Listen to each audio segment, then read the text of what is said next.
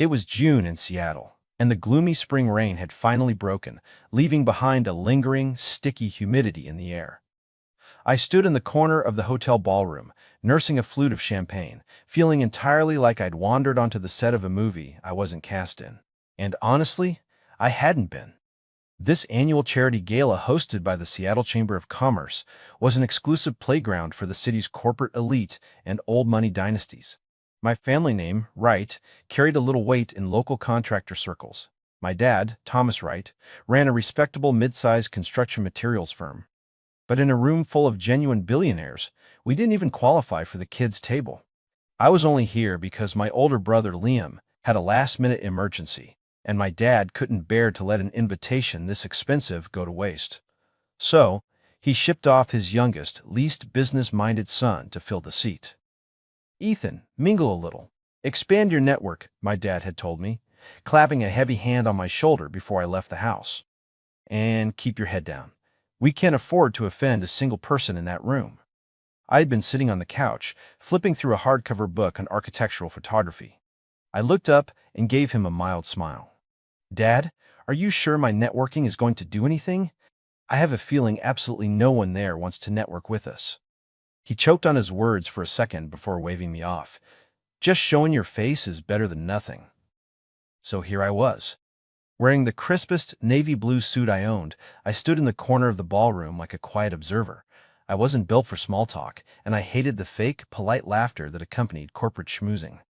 I found a spot near a massive marble pillar, slowly sipping my champagne and people-watching. The ballroom was obnoxiously opulent. Massive crystal chandeliers hung from the vaulted ceilings, casting a brilliant, fractured light over the crowd. The women were in a silent war of haute couture and blinding diamonds, while the men in tailored tuxedos traded pleasantries that were likely coded negotiations for corporate mergers. Bored out of my mind, I pulled out my phone and shot a text to Noah, my best friend and old college roommate. "Ethan, my dad exiled me to this charity gala. I am dying of boredom." He replied almost instantly. "Noah, bro, what is an architect doing at a billionaire gala?" "Ethan, Liam couldn't make it. I'm the understudy." "Noah, see any heiresses? Bump into one, spill a drink, marry into billions, and secure the bag for life. Think about it. I'm getting excited just picturing it."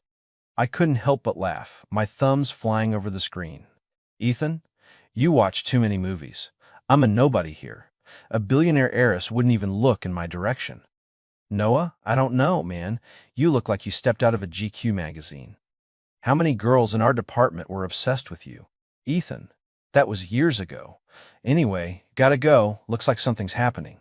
I shoved my phone back into my pocket and casually glanced toward the center of the ballroom. And then I froze. At the main entrance, a group of people had just walked in, swarming around a single figure. Leading the pack was a young woman in a sharply tailored, knee-length black cocktail dress that showcased her long, elegant legs. Her dark hair was swept up into a sleek, low knot, drawing attention to the graceful curve of her neck and her sharp collarbones. A single minimalist diamond pendant rested against her skin. Not overly massive, but under the chandeliers, it demanded absolute attention. She was gorgeous. But it wasn't a soft, warm girl-next-door kind of beauty. It was a sharp, aggressive, predatory kind of stunning. Her brows arched naturally. Her nose was a perfect straight line, and her lips were pressed into a thin, unbothered line. She looked like a freshly unsheathed sword, radiating an icy, untouchable aura. She stared straight ahead, not bothering to make eye contact with anyone, yet the crowd naturally parted for her, stepping aside under the sheer weight of her presence. Without realizing it, I stood up a little straighter. I recognized her. Honestly, anyone who lived in Seattle recognized her. Victoria Sterling, CEO of Sterling Enterprises, and the sole heir to the Sterling family's third generation. Sterling Enterprises was a true titan of the Pacific Northwest, with a portfolio spanning commercial real estate, tech, finance, and healthcare, boasting assets in the hundreds of billions.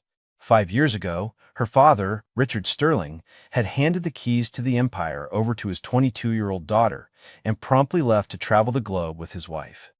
Rumor had it, they were currently watching penguins in Antarctica. Everyone had waited for the young heiress to fail. Instead, she had brutally purged the board of its old, corrupt guard, secured several massive city-defining contracts, and increased the company's revenue by 40% in under 3 years. Forbes had recently dubbed her the Iron Rose of the Pacific Northwest. And this woman was currently walking toward the center of the room, every step radiating absolute, unshakable confidence. My eyes tracked her movements, entirely against my own will. And then, something impossible happened. As Victoria passed near my corner of the ballroom, she suddenly turned her head and looked directly at me. Just one glance. Her eyes were a deep, dark brown, like autumn amber, cool and completely transparent. Her gaze sliced right through the crowd, landed squarely on me, and then she stopped. It was maybe for a fraction of a second, so brief I almost convinced myself I had hallucinated it. But in that tiny moment, I distinctly saw something flicker in those icy eyes. It was like a small pebble being dropped into a perfectly still lake, creating a ripple that was almost invisible. Then she looked away, her pace never breaking, acting as if nothing had happened. My heart skipped 3 completely unwarranted beats. I instinctively touched my face, thinking, do I have something on my cheek? I mentally reviewed my morning routine. I had definitely washed my face. I hadn't eaten anything messy. I looked down at my clothes, navy suit, white dress shirt, charcoal tie, completely standard. Nothing out of the ordinary. I must have imagined it, I told myself, taking a long sip of champagne to drown the bizarre flutter in my chest. What I had no way of knowing at the time was that a dozen steps later, Victoria tilted her head slightly and whispered to her executive assistant, Chloe. That man standing in the corner? Who is he? Chloe blinked, looking back over her shoulder in the direction Victoria had been staring. She squinted, uncertain. Miss Sterling, do you mean the young man in the navy suit? Victoria didn't answer verbally. She just gave a micro nod, lifting her chin a fraction of an inch. Having worked for Victoria for 3 years, Chloe knew exactly what that gesture meant.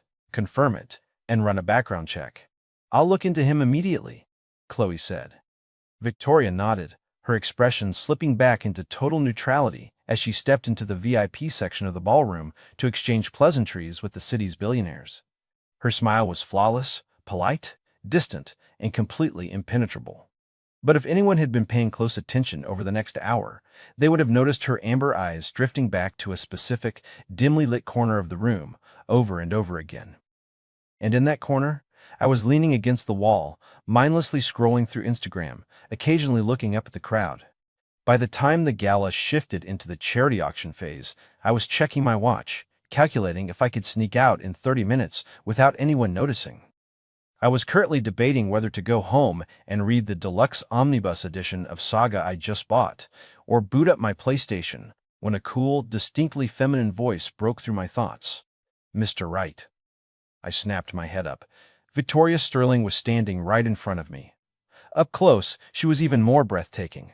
Her skin was almost translucent, her features impossibly delicate yet sharp. She was tall, maybe 5'7", and in her heels, the top of her head came up to my nose. Hello, I said, fumbling to stand up straight, nearly sloshing my champagne over the rim of my glass. Ms. Sterling, you know who I am? I just found out, Victoria said. Her tone was flat, like she was reading a quarterly earnings report. Ethan Wright, 25 years old, graduated from the University of Washington with a degree in architecture, currently employed at a mid-sized design firm, the youngest son of Thomas Wright. You have an older brother and an older sister, none of whom are involved in the daily management of your father's business. I just stared at her. Ah? I couldn't decide what was more shocking, the fact that she had my entire biography memorized, or the fact that the CEO of Sterling Enterprises had ordered a background check on me in the middle of a gala. Ms. Sterling, is there something you need from me? I asked cautiously. Victoria looked at me. It was a scrutinizing look, but there was something else layered underneath it. Her gaze drifted slowly over my face, like she was verifying a memory, before finally settling on my eyes. You have beautiful eyes, she said out of nowhere. My brain completely short-circuited. I had lived on this earth for 25 years. I'd been called nice, sweet, handsome, and easygoing. But being bluntly told I had beautiful eyes by a billionaire CEO I had just met was an entirely new experience. Thank you, I managed to say, feeling like I was trapped in a very vivid fever dream. Victoria didn't say another word. She just gave me a curt nod, turned around, and walked away. Her pace was graceful and unhurried, the hem of her black dress swaying slightly like liquid midnight. I stood frozen, watching her back until she disappeared into the sea of tuxedos and gowns. Without realizing it, I brought my glass to my lips, only to find it completely empty. I stared at the empty glass, then at the spot where she had vanished, my mind spinning. What the hell was that? I muttered to myself. My phone buzzed in my pocket. Noah. Noah? So? Gala over yet? Did you find a sugar mama? I am starving. Buy me dinner. I stared at the text for several seconds, hesitating, before typing out a reply. Ethan. Noah. If a top-tier billionaire female CEO randomly walks up to you and says you have beautiful eyes, what does that mean? Noah. Victoria Sterling complimented you? Noah, bro, she is literally the only billionaire female CEO in Seattle. You saying I have a friend would have been a better disguise. Spill it. What happened? I sighed and typed out a quick summary of the interaction. The three dots typing bubble appeared and disappeared for a full minute before Noah sent a wall of exclamation points. Noah, Ethan, right. She wants you. You just hit the jackpot. Ethan, stop. She was probably just making small talk. Noah, small talk? That is Victoria Sterling. She makes $10 million every time she blinks. Well, I don't know the exact math, but it's a lot of money. You think she has time to walk up to a random dude and say, "You have beautiful eyes," just for fun? Want to bet? If I'm wrong, I'll eat my shoe. I didn't reply. I shoved my phone back into my pocket, grabbed another glass of champagne from a passing waiter, and took a long gulp, trying to drown out the sudden, bizarre racing of my heart. It's impossible, I told myself. Someone like Victoria Sterling would never look twice at a guy like me. Maybe my eyes just reminded her of someone she knew. Yeah, that was it. A momentary lapse of nostalgia. Having successfully reasoned with myself, I slipped out the back doors as the auction wrapped up and ordered an Uber home. What I couldn't have known was that as I walked out of the hotel lobby, Victoria was standing by the second-floor mezzanine railing, watching my retreating figure until the revolving doors completely obscured me from view. "Chloe," she said softly. "Yes, Miss Sterling," her assistant replied instantly. "How many girlfriends has he had?" Chloe, ever the professional, had already prepared the brief. She pulled up the notes on her iPad. According to what we could pull, Ethan Wright had one brief relationship in college. It lasted about 3 months. The girl was a classmate in the architecture department. They broke up amicably after graduation. He hasn't dated anyone since. His social circle is very clean, mostly commutes between his apartment, his design firm, and the gym, with occasional dinners with close friends. No negative press, no scandals, no bad habits. The corners of Victoria's mouth tipped upward. It was a minuscule shift, one that anyone else would have missed, but Chloe had worked for her long enough to recognize it. "Perfect," Victoria murmured. The word was spoken softly, but Chloe could hear a distinct undercurrent of deep, absolute satisfaction. Internally, Chloe lit a metaphorical candle for the unsuspecting Mr. Wright. In all her years working here, she had never seen her boss show even a sliver of interest in a man. Whether this was a blessing or a curse for the young architect remained to be seen. 3 days later, my phone rang. It was my dad. His voice came through the speaker with a weird, suppressed excitement, like a guy who had just won the lottery but was trying to act cool at the gas station counter.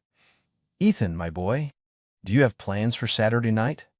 I thought about it. No. Why? Fantastic. I have a dinner on Saturday, and I need you to come with me. What kind of dinner? Just a regular business dinner, my dad said, his tone entirely unconvincing. Dress sharp. Comb your hair. Don't show up in a hoodie and sneakers like you usually do. I frowned. This was highly out of character. He knew I had zero interest in the family business, and he never forced me to attend contractor dinners. Why the sudden shift?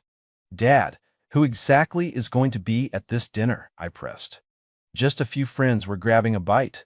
You'll see when you get there. He hung up before I could ask another question. I stared at the black screen of my phone, a nagging sense of suspicion settling into my gut. Saturday evening arrived.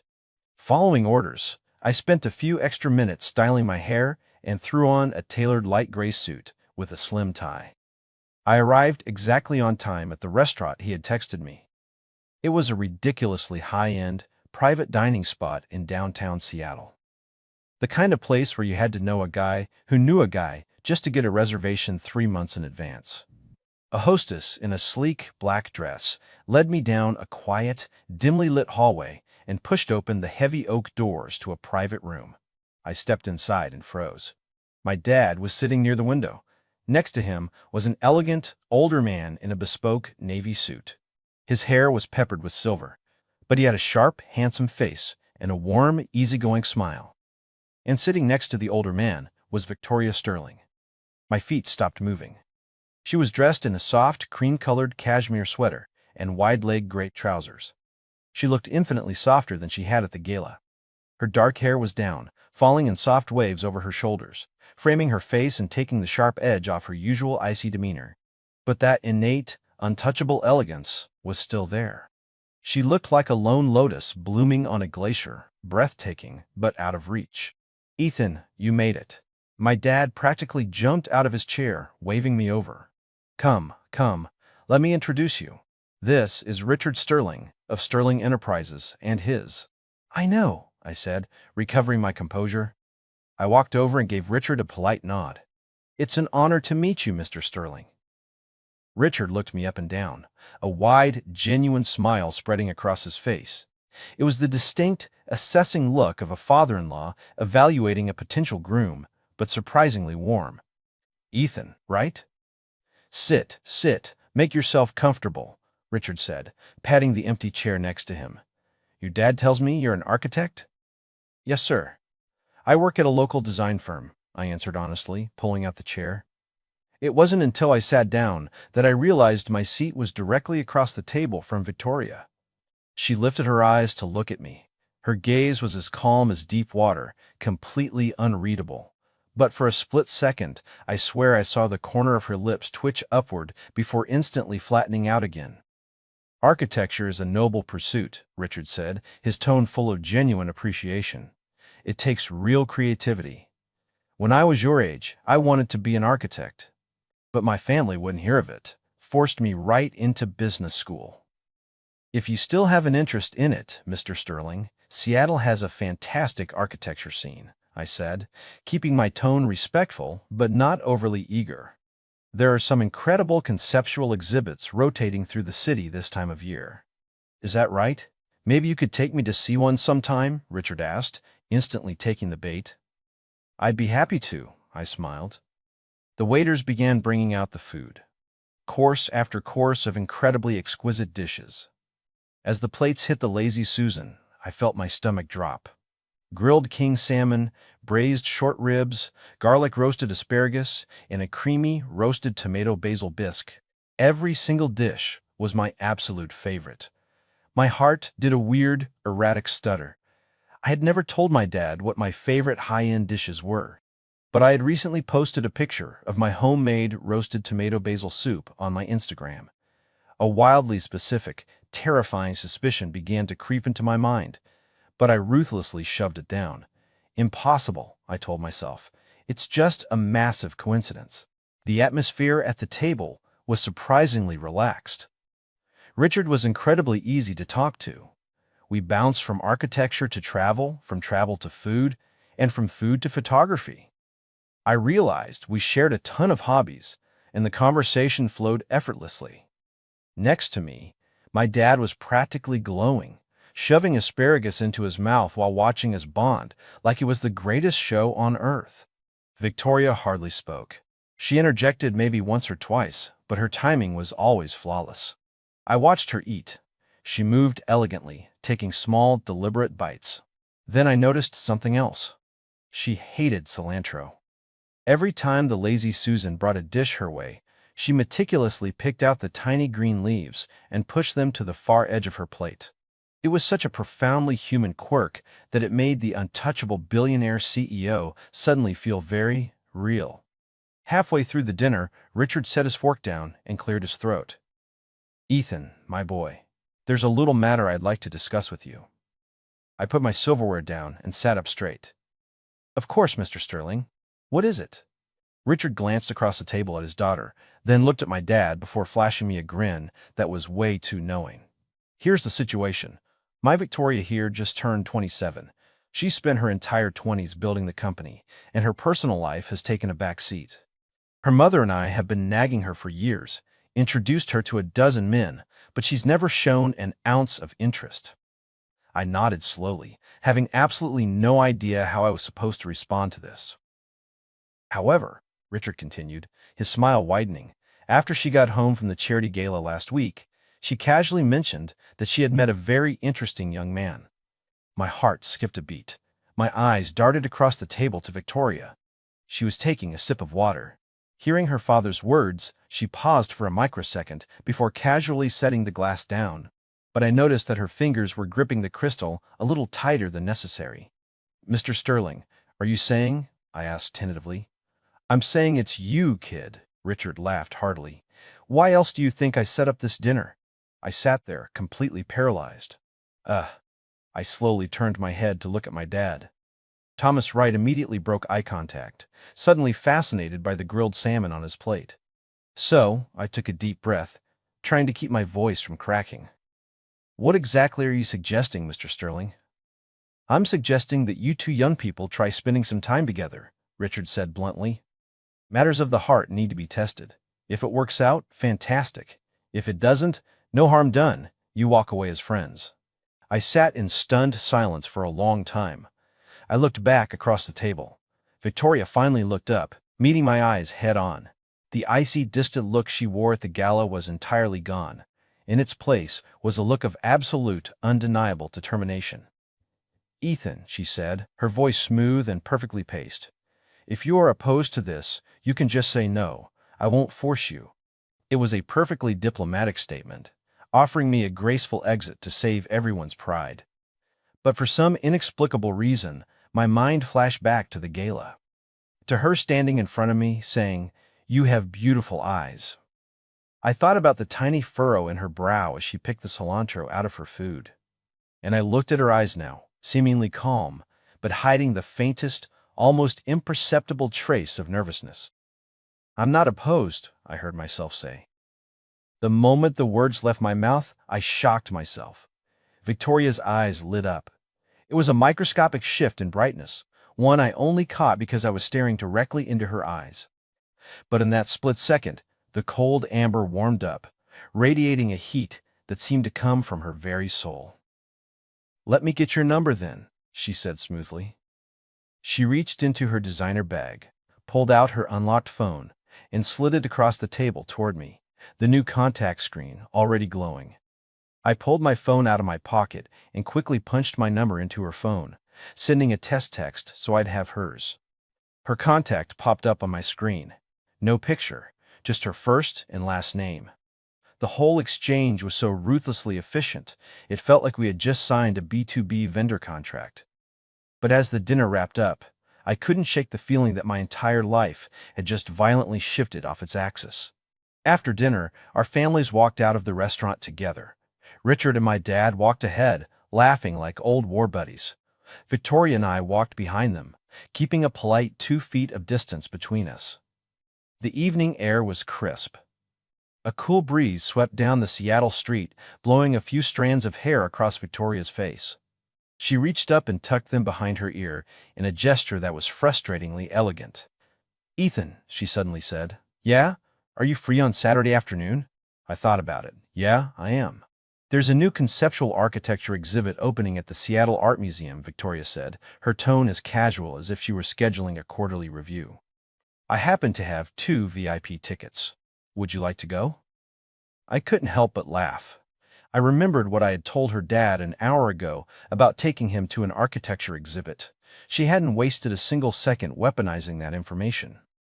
"I'd love to," I said. Victoria nodded once, not saying another word.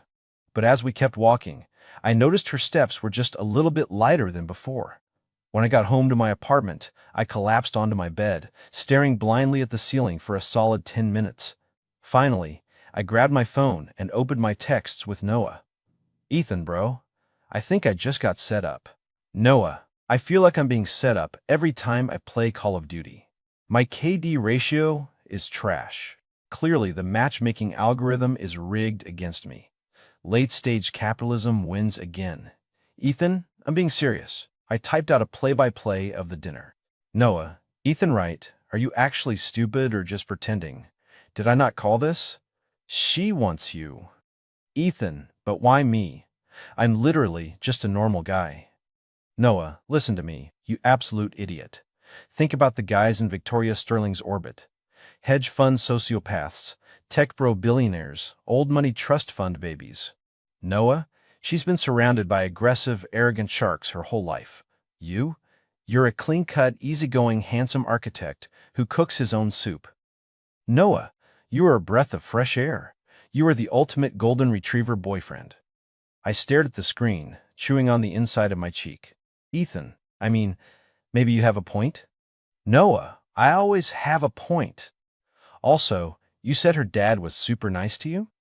Ethan, yeah, extremely friendly. No billionaire ego at all. Noah, yeah, exactly.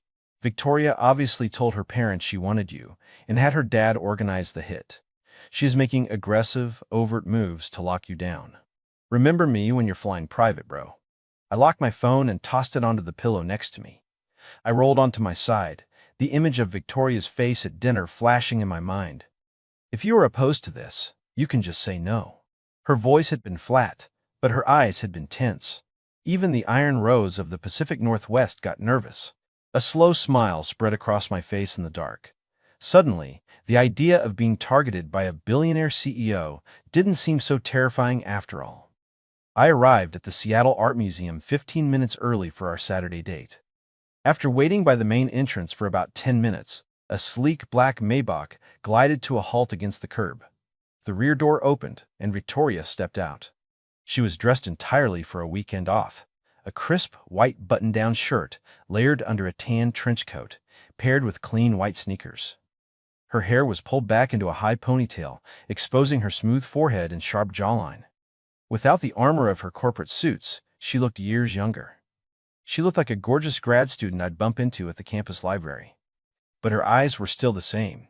Two perfectly cut jewels, beautiful, cool, and distant. "You're early," she said, walking up to me. "Not too early, just got here," I smiled. "Ready to head in?" Victoria nodded. The exhibit was titled Cities of Tomorrow, showcasing avant-garde concepts from rising international architects. Being deeply invested in the field, I fell right into my element, studying the scale models and occasionally snapping photos of the placards with my phone. Victoria walked beside me, but I noticed her eyes spent significantly less time on the exhibits and significantly more time on me. Every time I turned my head to analyze a blueprint, exposing the line of my jaw and my neck, every time I looked down at my phone, my eyelashes casting a shadow over my cheekbones, every time I smiled, my eyes crinkling at the corners. Victoria tracked every single detail, cataloging them in her mind like a scientist studying a remarkably rare specimen. "Look at this," I said, pointing to a massive wall rendering. I turned to look at her. The designer integrated the vertical forest concept into retrofitting old brutalist structures. It's brilliant. Victoria followed my finger, staring at the schematic for a few seconds. "It's aesthetically pleasing," she said smoothly. "But practically speaking, the maintenance overhead would be a nightmare. The irrigation systems alone for a vertical load that massive, combined with wind shearing on the upper stories, would require an astronomical capital expenditure just to keep it from rotting the concrete." I blinked at her and then burst out laughing. "You really are a CEO. Your first instinct is to audit the maintenance budget." "Occupational hazard," Victoria said dryly, but the corner of her mouth ticked upward. That tiny, barely there smile made my heart race again. I realized that when she smiled, even a small, restrained one, her entire aura softened. It was like sunlight cracking through a sheet of winter ice. It was magnetic. We spent 2 hours walking the exhibit. Afterward, I suggested we grab a coffee. I know a great indie spot a couple blocks from here, I offered. She didn't object. The coffee shop was small, heavily leaning into an industrial vintage aesthetic. Black and white street photography hung on exposed brick walls, and a vintage record player in the corner was spinning soft jazz. I pulled out a chair for her, waiting until she sat down before taking the seat across from her. "Do you come here often?" Victoria asked, scanning the room. "Yeah, on weekends when I want to read. Their pour-overs are great, and the pastries are even better." I slid the menu toward her. "I highly recommend the tiramisu." Victoria glanced at the menu for exactly 1 second before closing it. "You order for me," she said. I looked at her, a little surprised, but didn't argue. I turned to the barista. "One pour-over, one oat milk latte, a slice of tiramisu, and the cheesecake, please." The barista nodded and walked away. "Ethan," Victoria suddenly said, her tone dropping into something incredibly serious, "there is something I need to discuss with you." "What's up?" She went quiet for a moment, visibly organizing her thoughts, and then she dropped a bomb that effectively flatlined my brain. "Let's get married."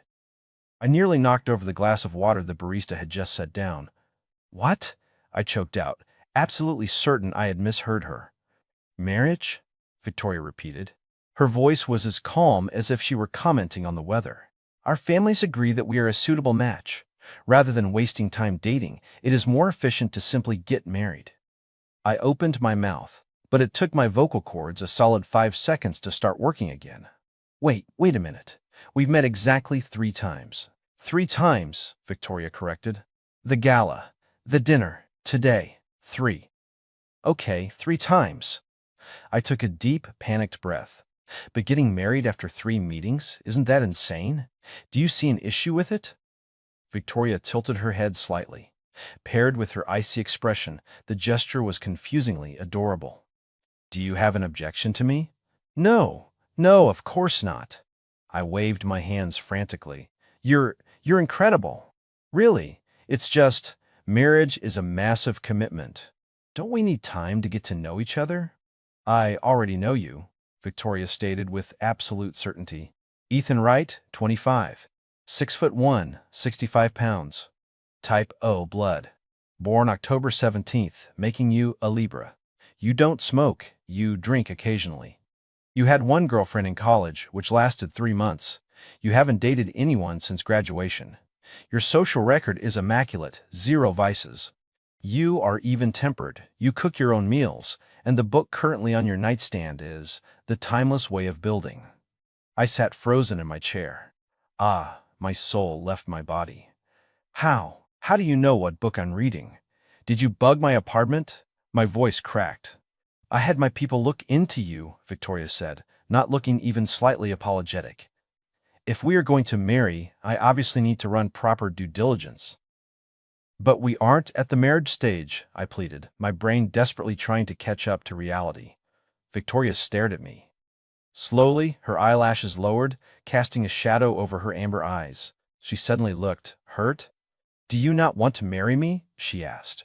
Her voice was suddenly much softer. My heart instantly caved in. "It's not that I don't want to. It just feels way too fast," I stammered, trying to explain. "This is a strategic alliance between our families," Victoria said, lifting her eyes to lock onto mine again. "Sterling Enterprises and Wright Construction have multiple intersecting avenues for collaboration. A marriage secures mutual benefits for both sides." I blinked. "A strategic alliance?" "Yes," Victoria nodded. "My parents want me to settle down with someone from a clean background with solid morals. The Wright family isn't a conglomerate, but your father has an impeccable reputation for integrity. In the contracting world, you have 0 liabilities. From a corporate marriage perspective, you are the optimal candidate." I fell silent. Marriages of convenience weren't unheard of in the upper echelons of Seattle society. Tying 2 companies together with a wedding ring was an age-old business tactic.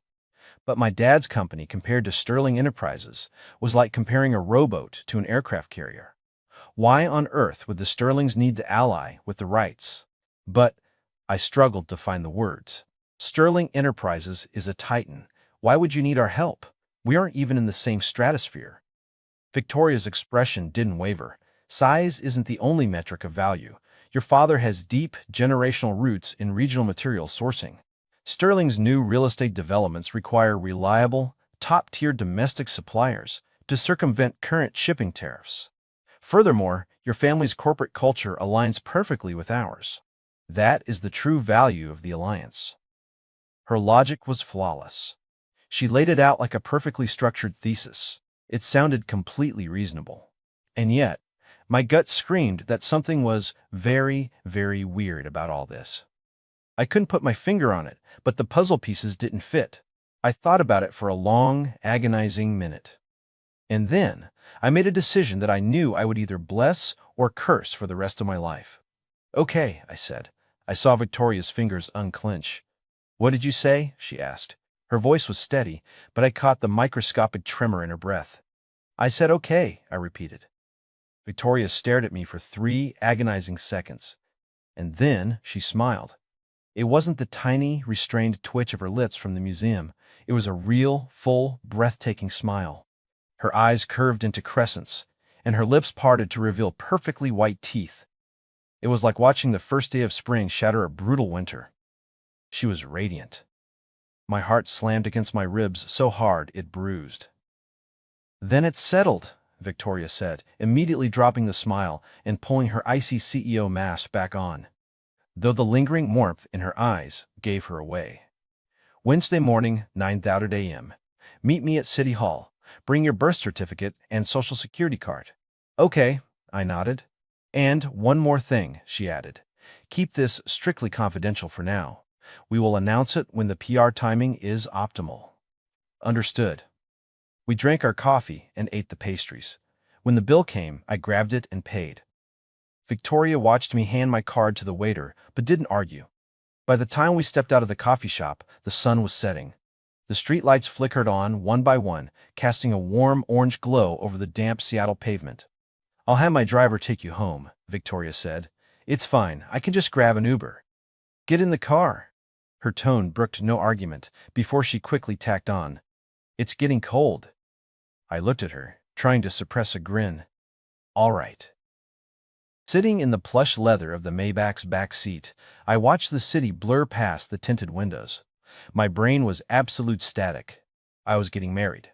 To a woman I had met exactly 3 times. To a billionaire CEO. I pulled out my phone and pulled up Noah's contact. "Ethan, Noah.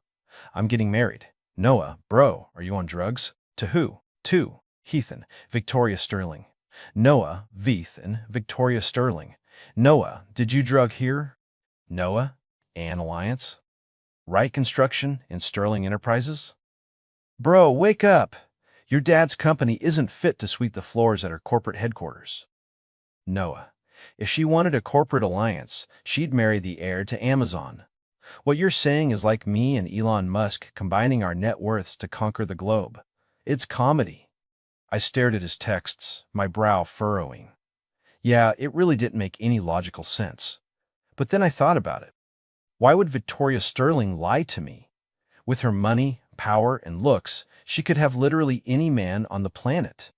Why would she go through the exhausting effort of fabricating a fake corporate merger just to trick a junior architect into marrying her? I couldn't figure it out, so I gave up trying. Whatever the real reason was, the outcome was locked in.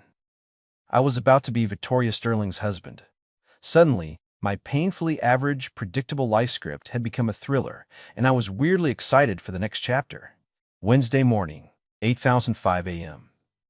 I stood on the steps of City Hall, clutching a manila folder with my birth certificate and IDs, my heart hammering so violently I thought it was going to break my ribs. I hadn't slept a wink the night before. I had just laid in bed, staring at the ceiling, replaying the sheer absurdity of the last 2 weeks on an endless loop. I took a deep breath of the crisp morning air, trying to force my heart rate down. At 8:58 a.m., the black Maybach pulled up to the curb. The door opened, and Victoria stepped out. She was wearing a simple, elegant white knee-length dress, with a soft pink cardigan draped over her shoulders. Her hair fell freely down her back, and she wore minimal makeup. She looked incredibly soft and approachable today, though that baseline chill in her posture remained. We locked eyes. "Morning," I said first. "Morning," Victoria nodded. "Let's go." The process at the county clerk's office was terrifyingly easy. We filled out the forms, paid the fee, and stood before the clerk. Within 20 minutes, it was done. The clerk pressed the heavy steel embosser into the marriage certificate with a loud clack. "Congratulations, you are legally married." I took my copy of the certificate and stared at it. My name and Victoria's name, printed side by side, sealed by the state. It was so real, it made me dizzy. I was married to a woman I barely knew. "Let's go," Victoria said, slipping her copy into her designer tote. We walked out of the building together. The sun was shining brightly, warming the concrete steps. I stood near the doors, squinting up at the blue sky, feeling completely untethered from reality. "Tonight," Victoria said, breaking the silence, "you're moving into my house." "Okay," I nodded. That evening, I stood in front of Victoria's primary residence with a single suitcase. It was a sprawling, ultra-modern mansion in Emerald Hills, an exclusive gated community on the waterfront. I had to crane my neck just to take in the sheer scale of the architecture. The front door swung open, and a warm, 50-something housekeeper beamed at me. "You must be Mr. Wright. Ms. Sterling has been waiting for you. Please, come in." I felt my ears burn at being called Mr. Wright in such a formal setting, but I smiled politely and rolled my suitcase into the massive foyer. By 10:30 p.m., we had retreated to the master suite. I stood awkwardly at the foot of the king-size bed. We were legally married, yes, but we were essentially strangers, and now we were supposed to share a bed. "Do you prefer the left or the right side?" Victoria asked. Her tone was so casual she could have been asking if I wanted water or sparkling. "Oh, either is fine. I'll take the right," she said. She walked to the right side of the bed, pulled back the duvet, and slid under the covers. I took a slow, deep breath, walked to the left side, and gingerly laid down. There was easily 2 feet of empty mattress between us. The main lights clicked off, leaving only a small, warm amber lamp glowing on her nightstand. The blackout curtains were cracked just enough to let a sliver of moonlight spill across the hardwood floor. I lay flat on my back, staring at the ceiling. The room was so quiet my heartbeat sounded like a drum in my ears. "Ethan." Victoria's voice broke the darkness. "Yeah? Are you reluctant to be married to me?" I turned my head to look at her. The dim light from the nightstand caught the sharp, beautiful angles of her face. She looked calm, but I could see a faint trace of anxiety hiding in her amber eyes. "No," I smiled softly. "Are you?" She didn't answer right away. The silence stretched so long I almost thought she had fallen asleep. Then she whispered 3 words. "I am very willing." Her voice was so incredibly soft, like a feather brushing against glass. I smiled, opening my mouth to tell her good night. But then I felt it. Beneath the heavy duvet, a hand slowly slid across the sheets and gently wrapped around mine. Her hand was soft, warm, and her fingertips were just slightly cool. She wasn't gripping me tightly, but she held on firmly, like she had caught something she absolutely refused to let go of. My pulse skyrocketed. "Victoria?" My voice came out rough. She didn't answer, but she squeezed my hand tighter. I slowly rolled onto my side to face her. The sliver of moonlight caught the side of her face. Her eyes were squeezed shut, her long eyelashes trembling slightly. A deep flush of red painted her cheeks, and her lips were pressed tightly together, clearly trying to hide how nervous she was. But she didn't let go of my hand. Her palm was pressed flat against mine, our fingers tangled together. "Victoria?" I murmured. This time, she opened her eyes. In the moonlight, her dark eyes were stunning, bright, glassy, and filled with an intoxicating mix of nervousness, anticipation, and an emotion so heavy it felt like it was going to drown me. "Ethan," she whispered. "Yeah? Can you kiss me?" The remaining rational circuits in my brain instantly blew out. I opened my mouth to say something, but my throat locked up. Victoria waited for a few seconds. When I didn't reply, the light in her eyes dimmed. Looking thoroughly crushed, she started to pull her hand away and turn her back to me. That was when my instincts took over. I shifted my weight, rolling over and hovering directly above her. I braced my forearms on either side of her head so I wouldn't crush her. I lowered my head until our foreheads rested against each other, our noses brushing. "Are you sure?" My voice was so husky I barely recognized it. Victoria looked up at me, the moonlight catching the sudden, fierce glow in her eyes. She reached a hand up, her cool fingertips grazing my cheekbone, tracing down the bridge of my nose, and finally brushing against my bottom lip. "I'm sure," she breathed, her voice a breathless sigh. "I've never been more sure of anything in my life." I dipped my head and kissed her. It started soft, gentle, like I was tasting something fragile and priceless. Her lips were impossibly soft, carrying a faint, cool taste of mint. She kissed me back. But it wasn't just a response. She threw both arms around my neck and pulled me down hard against her. The kiss shattered the gentle prelude, igniting into something desperate, hot, and demanding. It was the kiss of someone who had been suppressing a violent hunger for a very long time. "Do you have any idea?" she whispered against my mouth, her warm breath sending shivers down my spine. "How long I've been waiting for this? How long?" "Since the gala." I pulled back just enough to look at her, a laugh escaping my chest.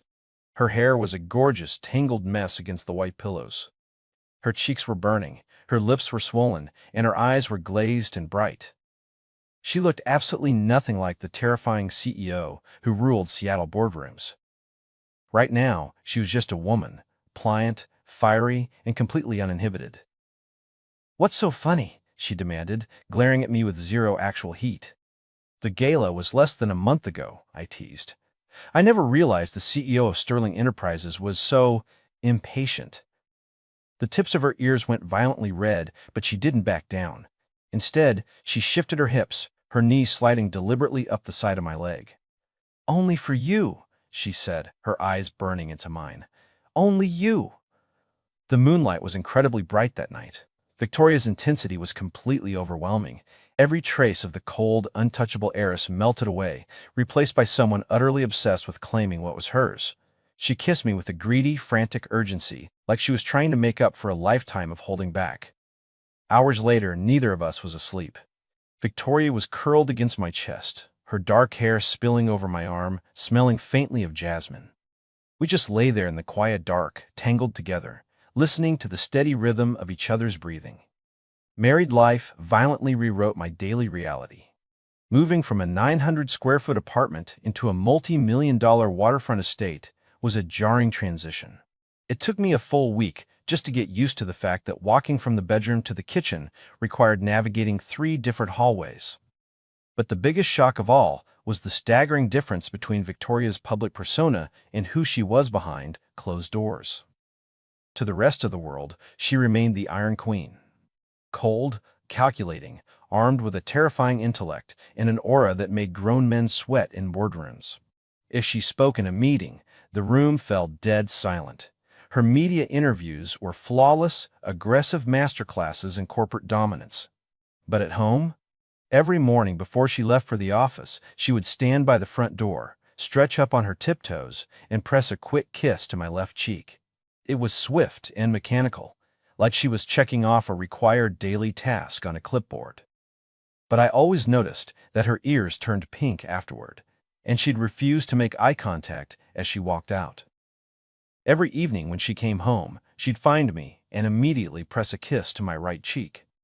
Sometimes I'd be mid-sentence, and suddenly there was a soft pair of lips on my face. Before dinner? Kiss. While we were reading on the couch? Kiss. Even when I was cooking in the kitchen, she'd wander in, wrap her arms around my waist from behind, and press a kiss to the back of my head, a maneuver that required her to stand on her tiptoes for an uncomfortably long time due to our height difference.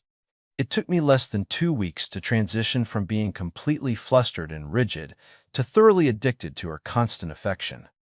But the most shocking change happened at her office. Chloe, her assistant, pulled me aside one day when I stopped by the Sterling Tower.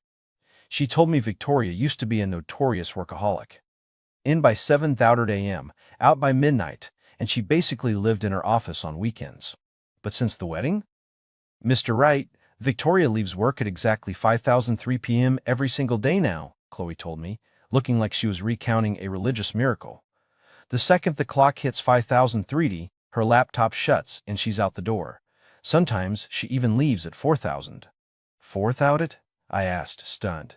Why? Well, Chloe lowered her voice to a whisper. One time, I walked into her office to get a signature, and she was staring at the live feed of her home security cameras on her phone. The cameras? Yes. It was a feed of your living room. You were sitting on the couch, reading a book. She watched the screen for about 2 minutes, then told me to cancel her afternoon meetings because she was going home. I stared at Chloe. Ah, I suddenly remembered that there was a sleek dome camera mounted in the corner of our living room. It was part of the estate's high-end security grid. I had always thought the angle was weird because it pointed directly at the sectional couch. Now I understood. That wasn't a security camera. That was the Ethan surveillance system. Another time, my firm got slammed with a deadline, and I was stuck at the office until 7:30 p.m. When I finally walked through the front door of the mansion, I found Victoria sitting stiffly on the living room couch. The coffee table was buried under a mountain of financial reports, but she clearly hadn't been reading them. She was staring dead at the front door. The second I walked in, all the tension drained out of her shoulders. "You're home," she said. Her voice was flat, but I could see the massive wave of relief in her eyes. "Yeah, sorry, got caught up with the project." She stood up, walked over to me, and gave me her mandatory cheek kiss. But this time, instead of pulling away, she buried her face into the crook of my neck and took a long, deep breath. "You smell like bad office coffee," she mumbled against my skin. "I drank about 4 cups to survive." "Have you eaten?" "No, I waited to eat with you. Next time you work late, eat at the office. Don't starve yourself waiting for me." "No," I replied instantly. Victoria looked up at me, a tiny smile fighting its way onto her lips. By our second month of marriage, my firm landed a massive city contract, and my workload doubled. I was staying late almost every night, sometimes even burning weekend hours. Victoria hated it. She never threw a tantrum, and she never yelled. Instead, she weaponized a quiet, devastatingly pathetic pout. When I'd put my shoes on in the morning, she'd stand in the hallway, watching me with a look of profound betrayal. When I was stuck at the office past 8:30 p.m., she would text me, "Victoria, when are you coming home?" "Ethan, need another hour. Go to sleep without me." "Victoria, no. Waiting for you." And without fail, when I finally unlocked the front door at 10 p.m., she would be curled up on the couch under a cashmere throw blanket, fighting to keep her eyes open, refusing to go upstairs. "Why don't you wait for me in bed?" I'd ask, feeling a massive pang of guilt as I crouched beside the couch. "Because if I lay in bed, I'll fall asleep," she'd say, her logic irrefutable. "The couch is uncomfortable, so it keeps me awake." I sighed, pulling her up by the hands. "Come on, let's go to bed." She stopped at the bottom of the grand staircase, looking up at me expectantly. "You haven't kissed me yet today." I paused, then laughed softly. I leaned down and pressed a kiss to her forehead. "Better?" "Insufficient." I kissed her left cheek. "How about now?" "Still lacking." I couldn't hold back my grin. I kissed her right cheek, the tip of her nose, her jawline, and finally brushed my lips against the corner of her mouth. "Is that acceptable to the CEO?" Her ears burned bright red, but she kept her face completely stoic. "It passes inspection." She turned and marched up the stairs, moving noticeably faster than usual. I stood at the bottom of the steps, watching her retreat until she disappeared around the landing, a feeling of overwhelming, absurd happiness settling deep in my chest. It all fell apart on a rainy Thursday afternoon. I had taken a half-day off from the firm to run to the downtown shopping district. The Seattle autumn chill had set in early, and I had noticed Victoria shivering on her way to the car lately. She was always too stubborn to dig her winter coats out of storage. I bought a beautiful, light gray cashmere scarf from a boutique. It was incredibly soft, and I knew the color would perfectly complement her skin tone. After paying, I shot her a quick text. "Ethan, come home early tonight. I got you a present." I took an Uber back to the house, tossed the shopping bag onto the living room table, and headed into the kitchen to start prepping dinner. I was mincing garlic when my phone started ringing. It was an unknown number. "Hello, is this Ethan Wright? This is Seattle General Hospital. Your wife, Victoria Sterling, was involved in a multi-vehicle collision on I-5 at approximately 32 p.m. She is currently in the emergency department. The chef's knife slipped from my fingers, clattering loudly against the granite countertop. I don't remember the Uber ride to the hospital. All I remember is realizing I had sprinted out of the house in my house slippers. I had run 3 blocks in the pouring rain before a cab finally pulled over for me. When I burst through the doors of the ER, I was dripping wet and shaking violently. Victoria Sterling. Where is Victoria Sterling? I practically shouted at the triage desk. A nurse quickly intercepted me. Are you family? Miss Sterling is currently in imaging. Her injuries aren't critical, mostly superficial, but she sustained blunt force trauma to her head. I stood outside the bay doors, drenched, my slippers squeaking on the linoleum floor, staring unblinkingly at the double doors. It felt like hours before the doors finally swung open and an attending physician walked out with a tablet. We've run a full workup, the doctor said. No internal bleeding, no fractures, just some minor lacerations and bruising from the airbag. However, the impact gave her a severe concussion. Based on her cognitive tests, she is experiencing retrograde amnesia. To put it simply, she has temporarily lost some of her memories. My ears started ringing. She is conscious and stable, the doctor continued gently. You can go see her now. I took a shuddering breath and pushed the door to her room open.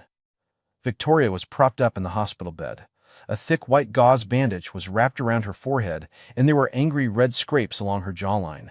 She looked incredibly pale, her lips completely devoid of color.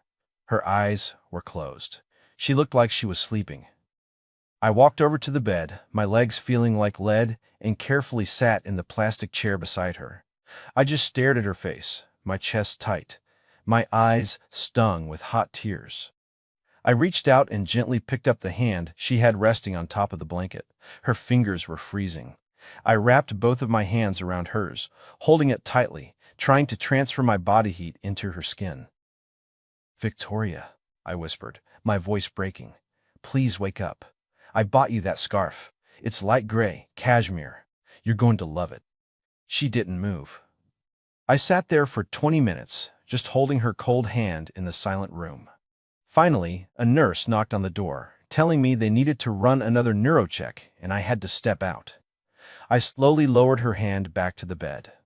I leaned over and pressed a long, soft kiss against her uninjured cheek. I'll be back tomorrow, I whispered near her ear. I walked out of the room, glancing back one last time before the door clicked shut. She was still resting peacefully, though her brow was slightly furrowed, like she was trapped in a bad dream.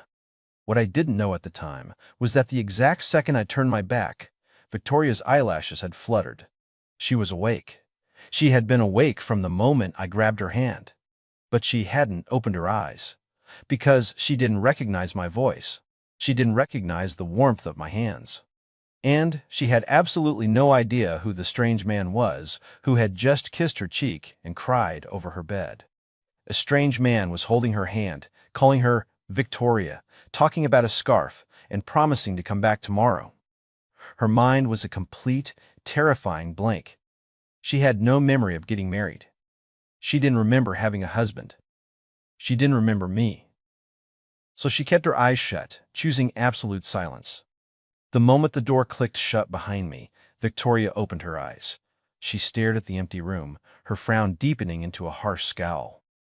"Chloe," she called out, her voice raspy. The door immediately flew open, and her assistant rushed in. "Miss Sterling, you're awake! Am I married?" Victoria demanded, cutting straight to the point. Chloe froze, her eyes darting nervously around the room.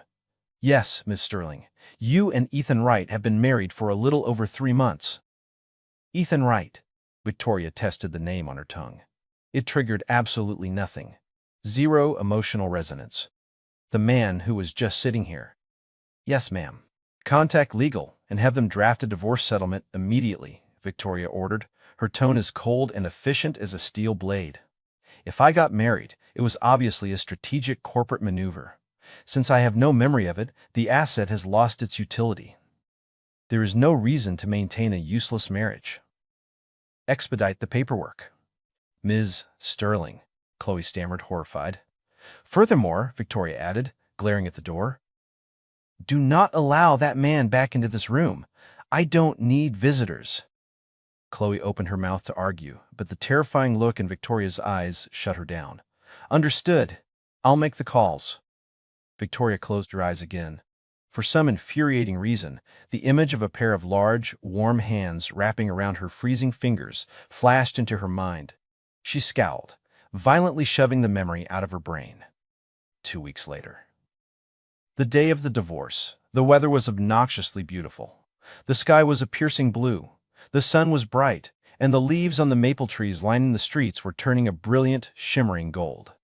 I stood on the steps of City Hall, wearing a simple white button-down shirt and dark jeans. In my hand, I held the manila folder containing my ID and our marriage certificate. My face was calm, but there were deep, dark circles under my eyes. I hadn't slept properly in 14 days. Since the day of the accident, I hadn't been allowed back into her hospital room. Chloe had called me the next morning, her voice dripping with pity as she relayed the message. Mr. Wright, Victoria says, there's no need to visit. She's contacted her lawyers to dissolve the marriage. I hadn't fought it. I knew about her amnesia. I knew she had completely wiped me from her hard drive. It hurt. God, it hurt like hell. But I reminded myself that our marriage was fundamentally a business arrangement anyway. The fact that we had fallen into a comfortable, domestic routine was a fluke. With her memories gone, she had just defaulted back to her factory settings, ruthless, logical, and unattached. I had spent the last 2 weeks staring at the walls of the massive, empty mansion, waiting for updates from Chloe. Before I left the house this morning, I had taken that light gray cashmere scarf and laid it neatly at the foot of her side of the bed. Maybe she'd see it when she finally moved back home. Maybe she'd throw it in the trash. It didn't matter anymore. I checked my Apple Watch. 9:58 a.m. At exactly 10,000 a.m., the black Maybach pulled up to the curb. The door swung open and Victoria stepped out. The bandages were gone, and the scrapes on her face had faded to faint pink lines. She was dressed in a sharp black blazer and tailored slacks, her hair pulled back into a severe, sleek ponytail. She looked like a corporate assassin. She looked exactly like the woman I had seen across the ballroom 4 months ago. My chest physically ached. Victoria walked toward the steps of City Hall. She glanced up at the building, her eyes sweeping over the architecture, and then her gaze landed on me. She stopped dead in her tracks. I stood at the top of the stairs, looking down at her.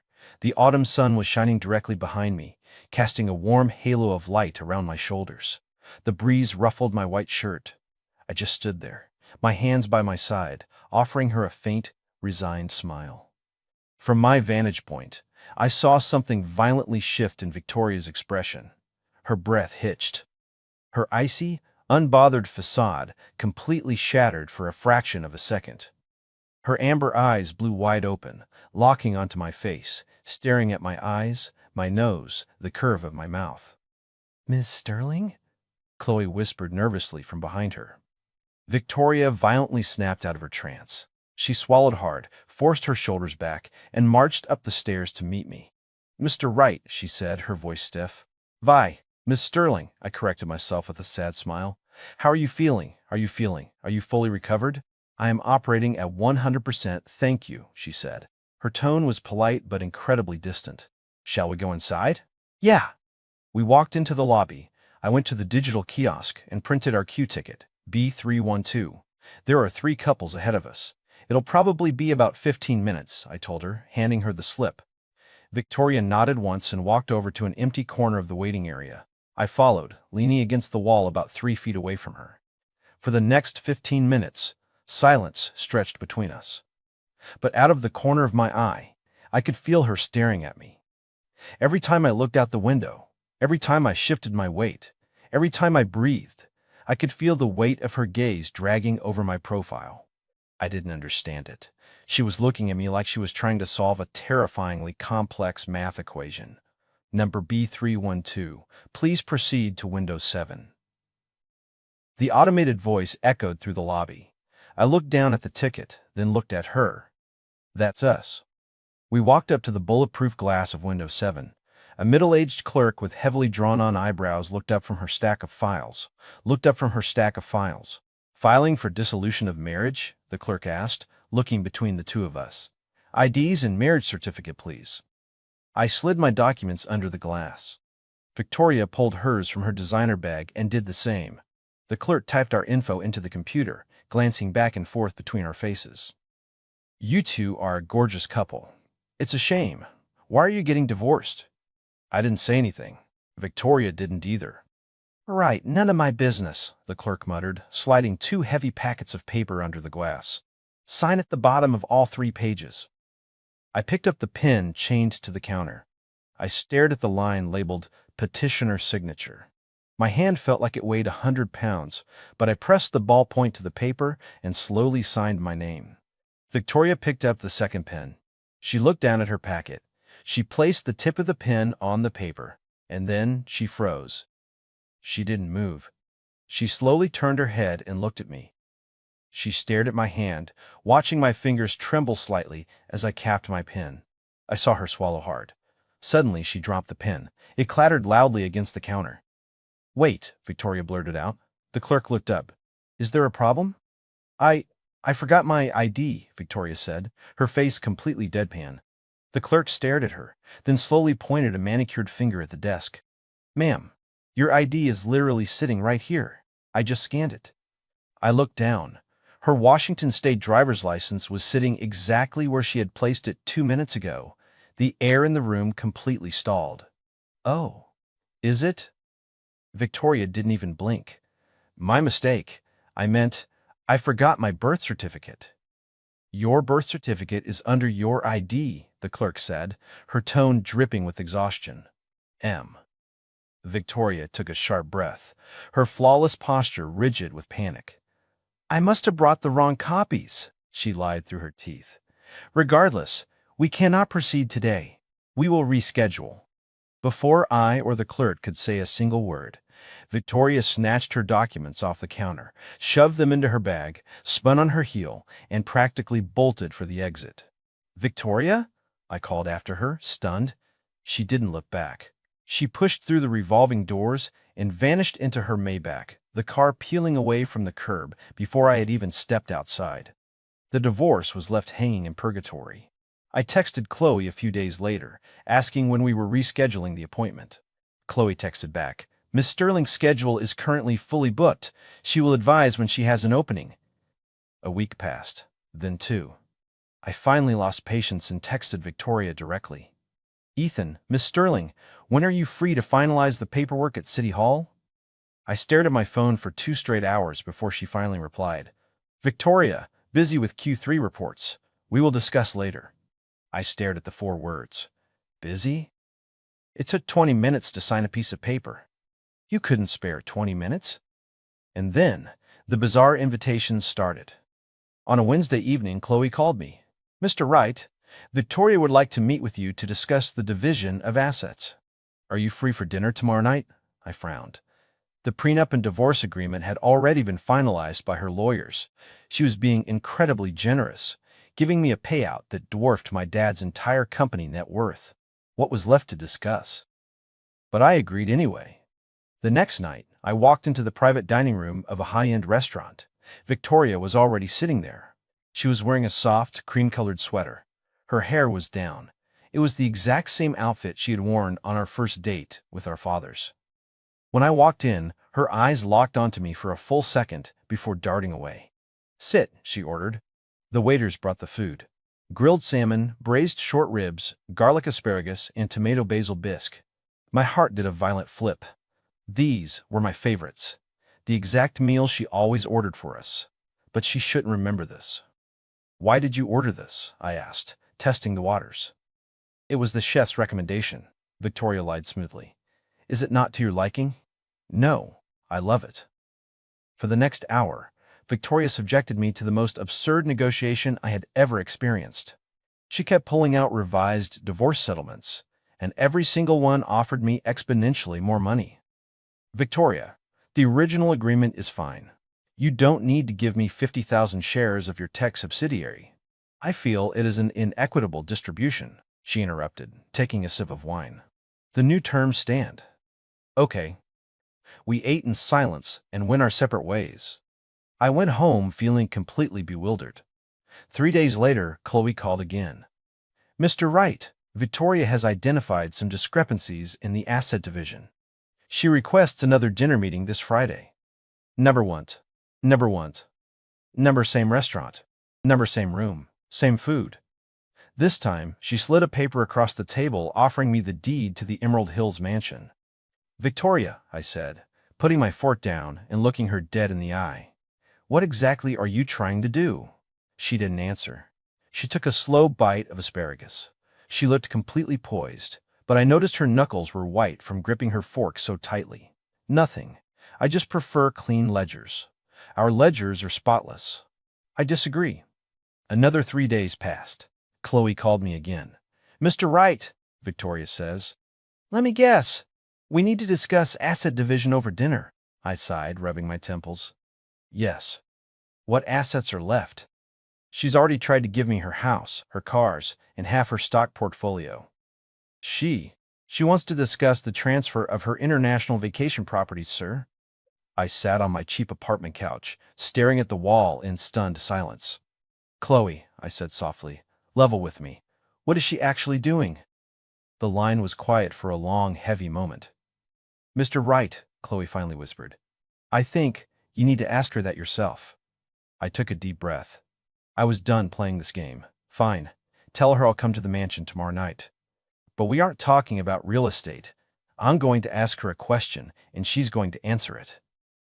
The next evening, I pulled into the driveway of the Emerald Hills estate. I rang the doorbell. It swung open, revealing Victoria. She was wearing oversized silk pajamas, her hair tied in a messy bun. When she saw me, her breath caught slightly in her throat. Come in! I stepped into the living room. It looked exactly the same as the day I left. But then my eyes landed on the coffee table. Sitting right in the center of the glass was the light gray cashmere scarf. I had left it at the foot of the bed upstairs. She had clearly brought it down here. Victoria followed my gaze. Her ears instantly turned a violent shade of crimson. That scarf, she started, her voice defensive. Did you buy that? Yeah. I bought it the afternoon of your crash. It was supposed to be a surprise gift, but obviously I never got to give it to you. She went quiet.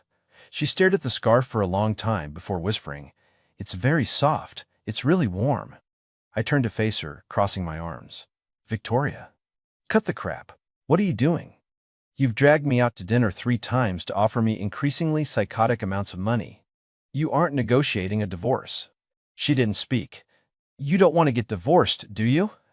Her entire body flinched. Slowly, she lifted her head to look at me, and in that moment, the iron armor completely cracked. Her dark amber eyes were swimming with an emotion so thick and vulnerable it knocked the breath out of my lungs. No, she whispered, her voice trembling. I don't. My heart hammered against my ribs like a jackhammer. Why? She looked down at the floor, her fingers anxiously twisting the hem of her silk shirt. I don't remember you, she confessed, her voice cracking. I don't remember meeting you. I don't remember our wedding. I don't remember living in this house with you. She looked back up, a tear finally breaking loose and sliding down her cheek. But that day at City Hall, when I stepped out of the car and looked up at the stairs and saw you standing there, my heart recognized you. I stopped breathing. I looked at you standing in the sunlight, she choked out, and my brain told me you were a stranger. But my body was screaming that you were the person I loved most in the world. I was instantly drawn to you. The back of my eyes burned. I know it sounds insane, she cried, scrubbing the tear away. I have amnesia. I should want a clean break. But I couldn't sign that paper.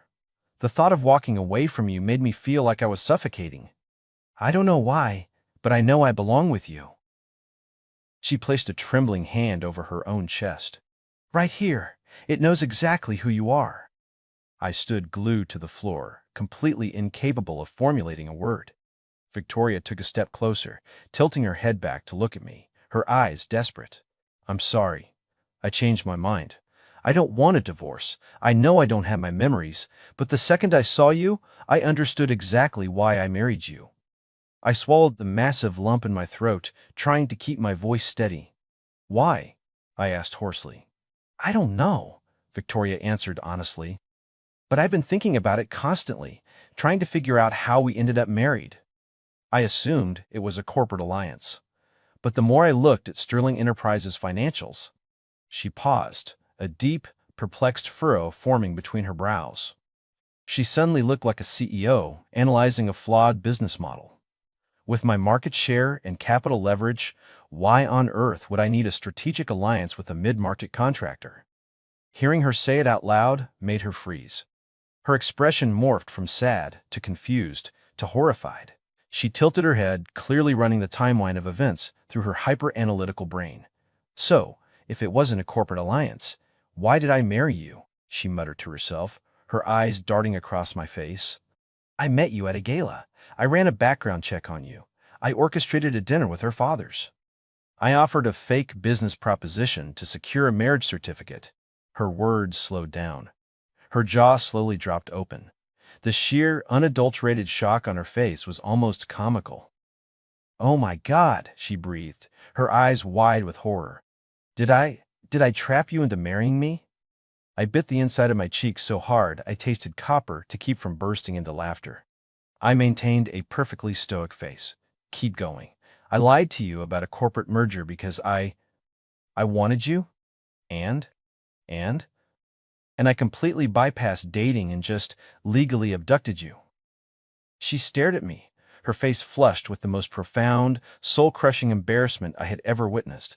She slowly raised both hands and covered her face. Oh my God! She groaned into her palms, her voice muffled and dripping with utter humiliation. I thought I was the victim of a business deal. I tried to divorce you because I thought I was being cold and rational, but I was the predator. I couldn't hold it in anymore. I threw my head back and laughed. Don't laugh at me, Victoria snapped, peeking through her fingers, her face burning. You knew!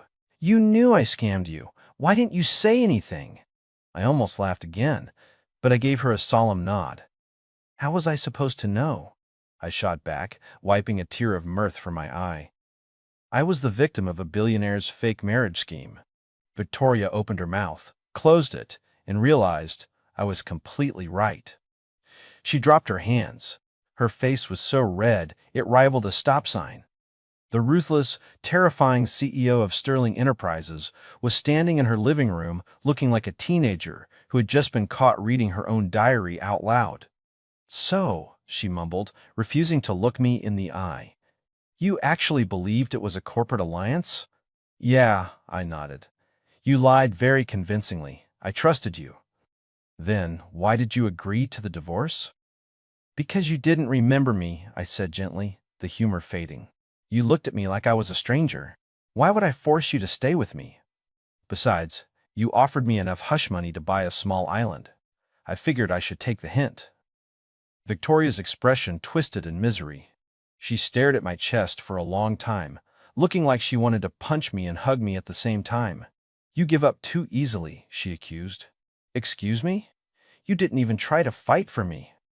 You wiped me from your brain and sent your lawyer after me. What was I supposed to do?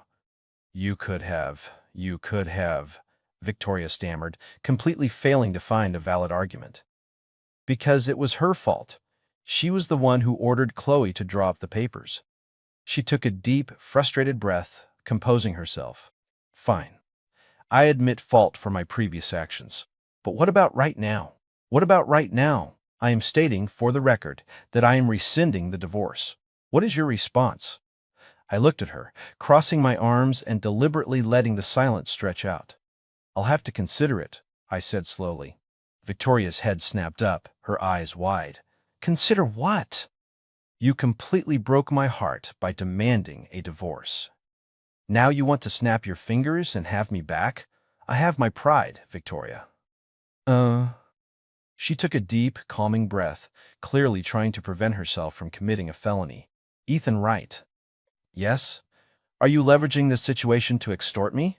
No, I smiled innocently. I just think you need to demonstrate some actual sincerity.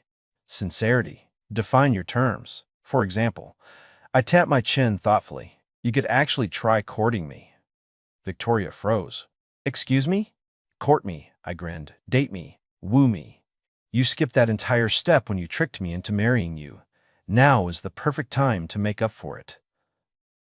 Victoria stared at me in absolute silence for a solid minute. Finally, she ground her jaw, a terrifyingly competitive glint flashing in her amber eyes. All fine.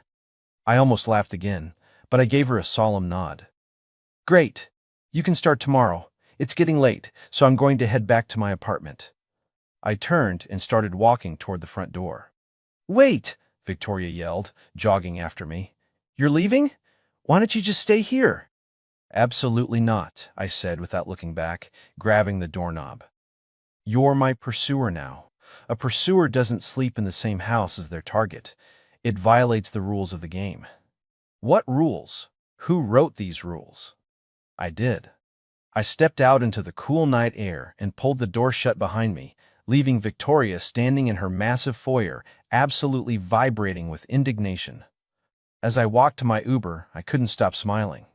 Inside the house, Victoria pulled her phone out and furiously typed a message. Victoria, Chloe, how do you court a man? Chloe, Ms. Sterling, what exactly do you mean by court? Victoria, romantically. Ethan demanded that I court him. Chloe, was your phone stolen? Should I cancel your credit cards? Victoria, it's me. Answer the question. Chloe, honestly, Ms. Sterling, you don't need my advice. You were terrifyingly efficient at it before. Chloe, background checks, manipulating his family, orchestrating a fake corporate merger.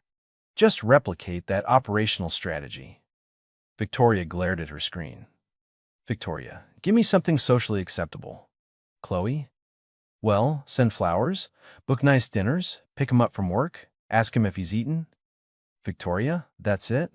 Chloe, that's standard dating procedure, ma'am.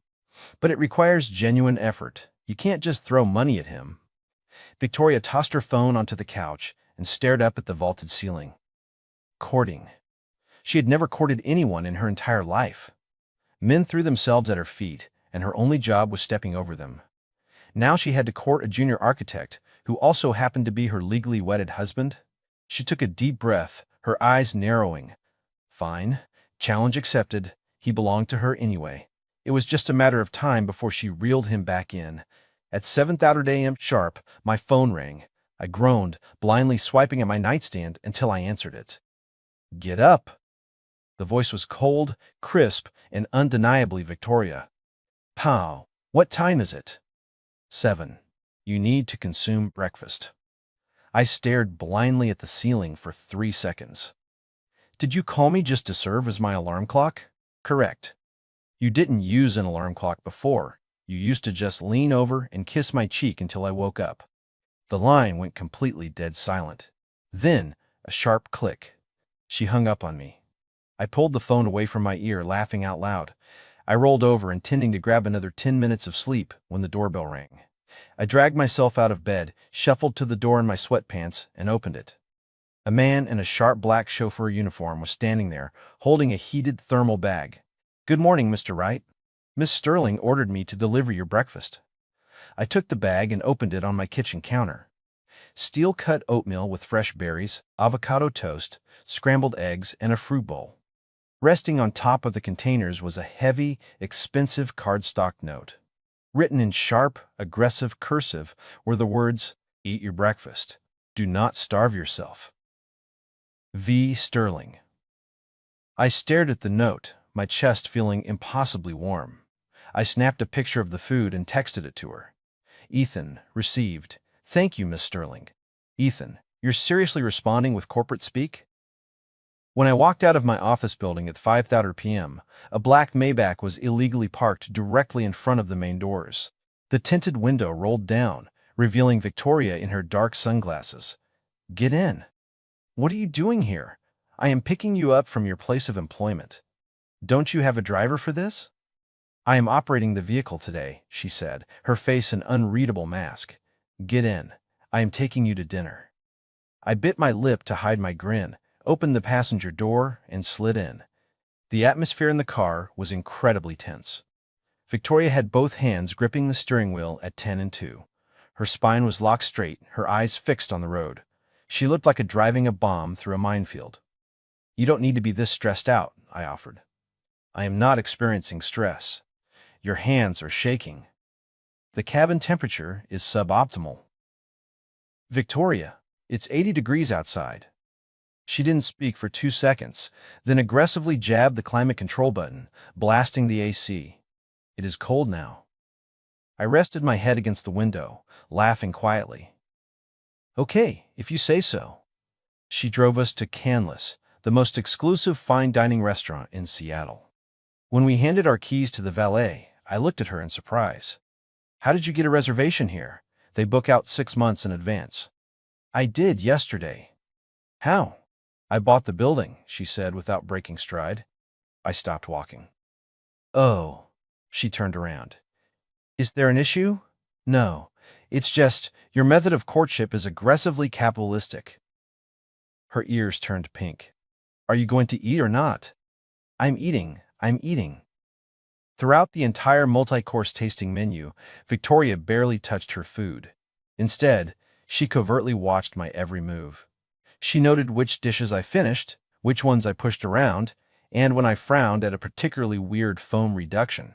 She was gathering data. When the dessert plates were cleared, I set my napkin down and looked at her. Victoria. Yes? You don't need to buy a landmark restaurant to feed me. When you took me out to dinner before, we went to a quiet place and you ordered 4 simple dishes: salmon, short ribs, asparagus, and tomato soup. I loved it. She blinked, genuinely surprised. You remember that? Of course I remember. You ordered it every single time we ate out. I was honestly getting a little sick of salmon. But you just said you loved it. I loved that you remembered my favorites, I corrected softly. I didn't care about the food. Victoria stared at me, the pink flush from her ears rapidly spreading across her cheeks. Noted, she murmured, looking down at her water glass. The next day at the office, a delivery guy walked in carrying an absurdly massive floral arrangement. It was a giant bouquet of deep blue hydrangeas, accented with white baby's breath, wrapped in expensive matte paper. The delivery guy dropped it on my desk, and my coworkers immediately swarmed my cubicle. Holy crap, Ethan, my coworker gasped. Who sent those? Blue hydrangeas are ridiculously expensive. I pulled the small envelope from the center of the flowers and opened it. A wife is legally permitted to buy her husband flowers. V. Sterling. I stared at the heavy ink strokes, a massive, unstoppable grin breaking across my face. My wife sent them, I said. My coworker's jaw dropped. You're married? Yeah. And your wife sends you flowers? Yeah, she does. My coworker gave me a look that was a potent mix of awe and deep confusion. It wasn't exactly standard procedure for the wife to send the husband the "I'm sorry I love you" apology bouquet. I took a picture of the flowers and sent it to her. Ethan, received. They're beautiful. Victoria, when are you moving back into my house? Ethan, that is a separate negotiation. I put my phone down, staring at the blue petals. I realized, with a terrifying amount of clarity, that being ruthlessly pursued by a billionaire CEO was extremely flattering. But the climax of her courtship happened the very next day. I walked out of my office building at 5:30 p.m., surrounded by my coworkers, and immediately froze in my tracks. Standing in the middle of the crowded downtown plaza, surrounded by hundreds of commuters, was Victoria Sterling. She was wearing a perfectly tailored charcoal pantsuit, and she was holding a massive piece of white poster board over her head. Written on the board in thick, black Sharpie were the words, "Ethan Wright, I am courting you." People were stopping on the sidewalk, whispers were breaking out. Cell phones were being raised to record the CEO of Sterling Enterprises holding a glitter-free fan sign, like a deranged concert groupie. My face instantly caught fire. I sprinted across the plaza, grabbed the poster board out of her hands, and shoved it under my arm. "What are you doing?" I hissed, my face burning.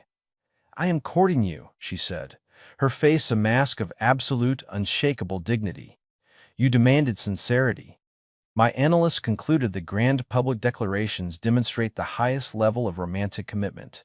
You're the head of a multi-billion-dollar conglomerate," I sputtered, looking at the growing crowd. "Aren't you afraid this is going to be on Twitter in 5 minutes?" I welcome the publicity, she said coldly. It establishes a public barrier to entry. Once the market knows I am pursuing you, hostile competitors will back down. I stared at her, utterly defeated. Uh, I had a terrifying realization.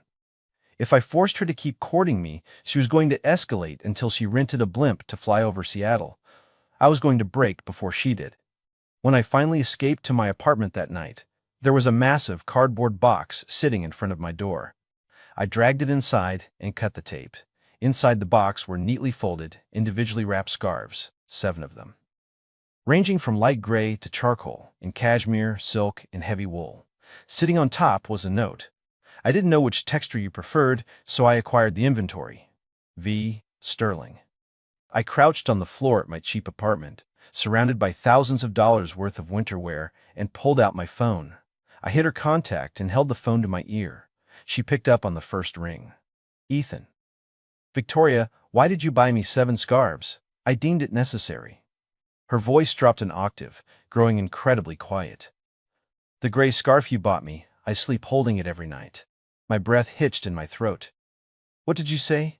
Disregard that, she said quickly, her corporate armor slamming back into place. When are you returning to the estate? I closed my eyes, a long, shaky breath escaping my lungs. I was done fighting it. Tomorrow. The line went dead silent for a full 2 seconds. Confirm that statement, she said, her voice shaking slightly. It's confirmed. I'm coming home tomorrow. Okay. It was only one word, but I could hear the devastating, radiant smile hiding behind it. The next evening, I dragged my suitcase up the stone steps of the Emerald Hills mansion. I reached for the doorbell, but before my finger even brushed the plastic, the heavy oak doors flew open. She had clearly been standing in the foyer, watching the security cameras, waiting for me. Victoria stood in the doorway. She was wearing one of my old white t-shirts, her hair falling loosely over her shoulders. She was trying desperately to keep her face neutral, but the blinding light in her amber eyes gave her away completely. You're back, she breathed. I'm back. She stepped aside to let me in. As I rolled my suitcase past her, she suddenly reached out and grabbed the sleeve of my jacket, her grip tight. Ethan. Yeah? I won't ever forget you again. I stopped and turned to look at her. Even if I lose my memory 100 times, I will always find my way back to you, she said, her voice fierce and completely devoid of corporate logic. Because my heart recognizes you, and it is infinitely more reliable than my brain. My eyes flooded with heat. I let go of the suitcase handle, stepped into her space, and wrapped my arms around her waist, pulling her flush against me. Victoria, I murmured into her hair. Yes? You don't have to court me anymore. Why? Have I met the required metrics? Because, I smiled, pressing a kiss to the crown of her head, you won a long time ago. She buried her face into my chest, inhaling deeply. Then why did you make me do all of that? I just wanted to see what it looked like when the Iron Queen of the Pacific Northwest tried to flirt. And your assessment? You're terrible at it, I laughed softly. But it was incredibly cute. She raised a fist and lightly punched my chest. You are insufferable. I just laughed harder, pulling her tighter against me. That night, the moonlight spilled through the cracks in the blackout curtains, illuminating the massive king-sized bed. Victoria was curled against my chest, her fingers idly tracing abstract patterns over my collarbone. Ethan. I need to ask you a question. Shoot. Did you honestly, truly believe we were getting married for a corporate alliance? Yeah, I did. You never once suspected I was lying?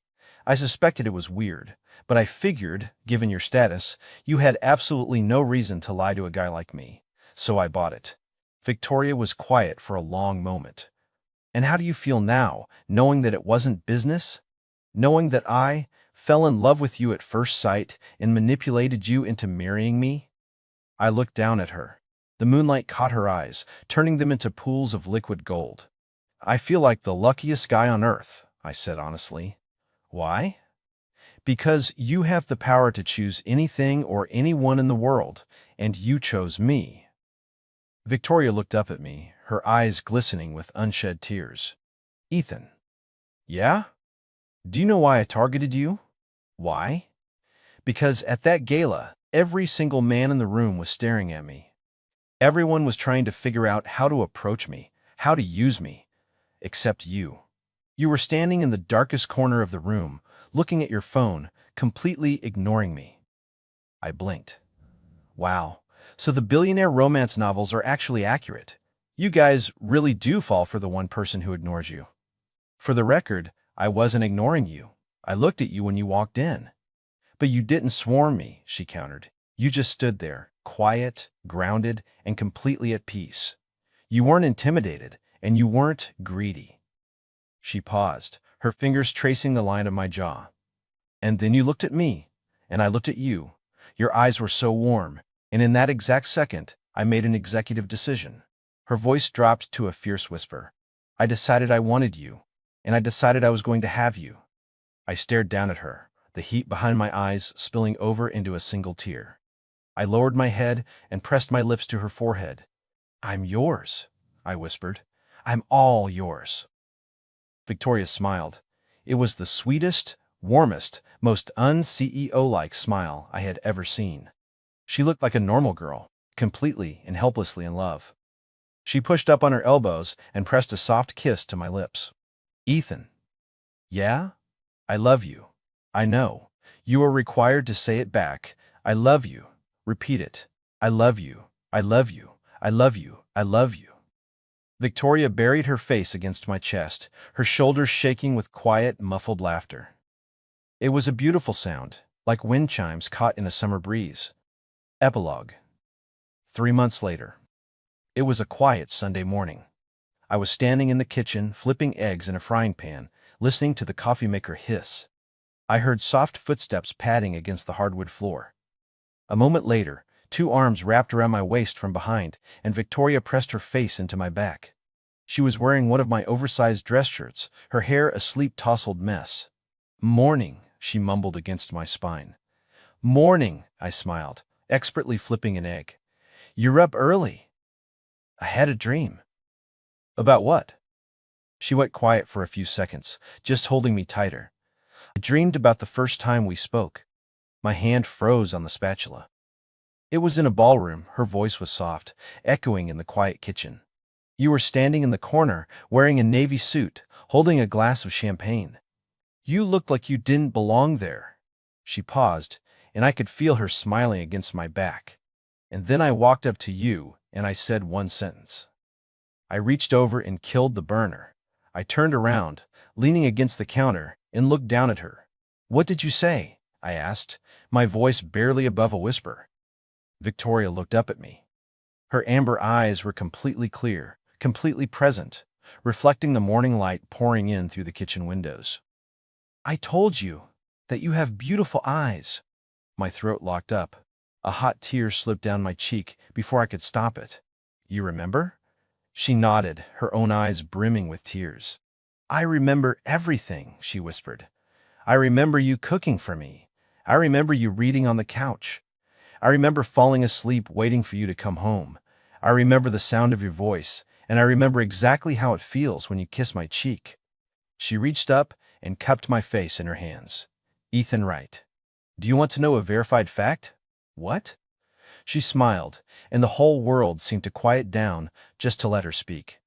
No matter how many times my brain breaks, the second I look at you, my heart will force me to fall in love with you all over again. I let out a wet, breathless laugh, pulling her hands down and pressing them to my chest. You, I choked out, half laughing, half crying, are being entirely too cheesy for a corporate shark. It's not cheesy, she said, going up on her tiptoes to kiss my mouth. It's empirical data. I wrapped my arms around her, pulling her completely off the floor and burying my face in her neck. Victoria. Yes? You are never allowed to get in a car crash again. Agreed. You are never allowed to forget me again. Understood. And you are never, ever allowed to threaten me with a divorce again. Noted. You're not even going to argue? I smiled against her skin. There's no point, she laughed, the sound vibrating against my chest. Even if I forget you 1,000 times, I'll just end up hunting you down and forcing you to marry me again. You can't escape me. I threw my head back and laughed. I kissed the top of her head, holding her as tightly as I could. Good. The morning sun spilled across the kitchen island, washing the room in gold. The eggs in the pan were getting cold, but neither of us cared. We just stood there, holding on to each other, perfectly content to stay exactly where we were. End.